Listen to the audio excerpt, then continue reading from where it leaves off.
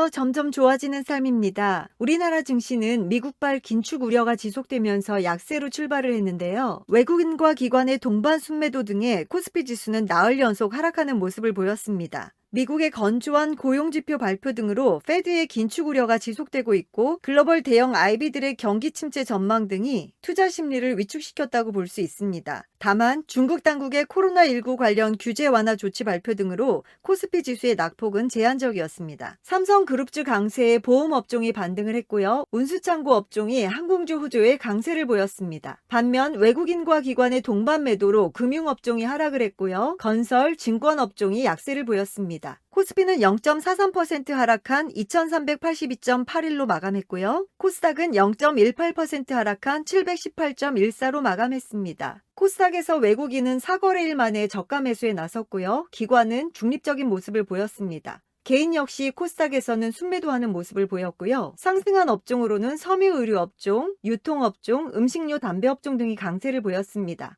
반면에 통신 서비스 업종이 차익 실현 매물로 하락을 했고요. 비금속 업종, 반도체 업종 등이 조정을 이어갔습니다. 1월부터 실내 마스크 의무화가 해제될 것이라는 기대감으로 화장품주 오늘 역시 강세를 보였는데요. 오가닉틱 코스메틱, 연우, 한국화장품, 이치한불 등이 강세를 보였습니다. 어제 대형마트의 의무휴업 규제 해제 기대감으로 이마트가 큰 상승을 보였는데요. 오늘은 차익 매물이 추리하는 모습을 보였고요. 반면에 롯데쇼핑, 신세계, 현대백화점 등이 상승하는 모습을 보였습니다. 의무휴업일 지정에 대한 지방자치단체의 자율성을 확대하고 지방자치단체가 처한 상황에 따라 공휴일이 아닌 평일로 지정할 수 있도록 규제가 완화될 것이라는 전망이 있네요. 영화 아바타2가 내일 사전 예매 오픈이 시작된다고 하는데요. 그로 인해서 관련주들의 급등이 있었습니다. 알로이스, IHQ, SM 라이프 디자인, CJ CGV 등이 강세를 보였고요. 애플의 완전 자율주행차 개발 계획의 축소 및 출시 연기로 인해서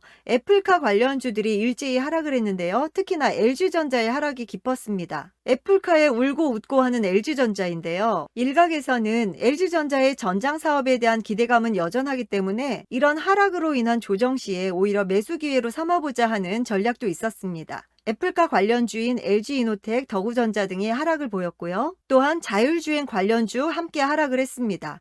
모바일 어플라이언스, 인포뱅크, MDS테크 등이 하락하는 모습을 보였습니다. 블룸버그에 따르면 애플이 완전 자율주행차 개발 계획을 축소하고 출시 목표 시점도 2026년으로 연기하기로 했다고 합니다. 푸드나무가 주당 한 주 배정 무상증자 결정 소식으로 강세를 보였고요.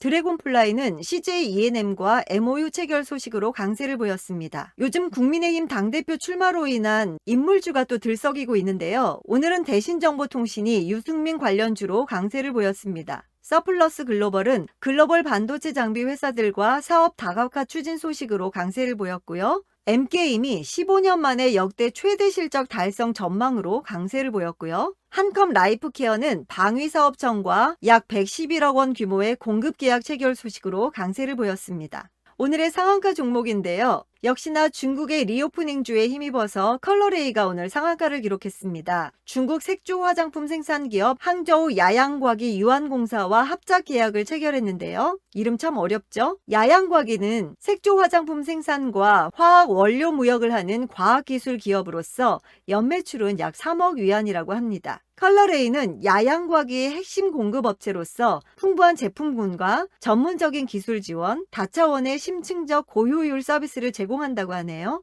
장 초반 일찌감치 상한가에 직행하고 상한가 계속해서 유지하는 모습이었습니다. 두 번째 상한가 종목 공구음원인데요. 한 번쯤 툭툭 상한가 터트리죠. 의류자파 판매 호조에 실적 호전이 전망되면서 상한가를 기록했는데요. 공구음원은 플러스 사이즈 여성을 위한 의류자파 등을 제조 및 매입, 자체 온라인몰을 중심으로 판매하고 있는데요. 1세대 온라인 의류 쇼핑몰로 시작한 동사는 공구음원 브랜드 론칭 이후 데일리 의류를 중심으로 사업을 확대하고 있습니다. 그래도 예전에 매일매일 상한가를 기록하던 때에 비해서 많이 조정을 받았네요. 내일의 전략 한번 체크해 보겠습니다. 코스피가 단기 박스권을 이탈한 모습을 보이고 있는데요. 리스크 관리에 신경 쓰지 않을 수 없는 상황이 되었습니다. 조정이 장기화될 가능성을 대비해서 현금을 일부 확보할 필요가 있다 하는 의견들이 대부분이었고요. 아쉽게도 이번 산타랠리는 우리나라에 해당되지 않을 거라는 전망들이 우세합니다. 모멘텀이나 성장성보다는 현금 보유량이 높은 기업들을 중심으로 포트폴리오를 구성해보자 하는 전략들이 있었고요.